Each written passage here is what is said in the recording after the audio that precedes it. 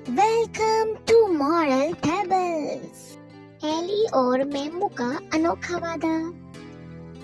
एक दफा का जिक्र है, जंगल के सब जानवर तालाब पर पानी पी रहे थे।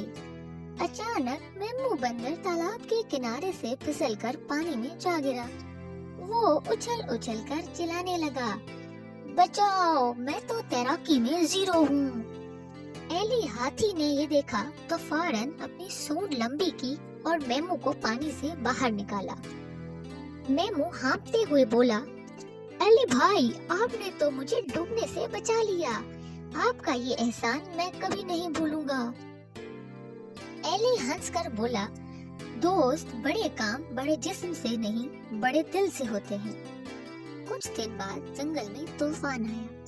तेज हवा से एली के पसंदीदा आम के दरख्त की शाख टूटकर उसके ऊपर आ गिरी। एली चीखने लगा, अरे ये तो मेरे ऊपर पहाड़ गिर गया है, कोई तो हटाए। मेमू बंदर ने फौरन अपने दोस्तों को बुलाया। सब बंदरों ने मिलकर शाखें काटी और एली को आजाद किया।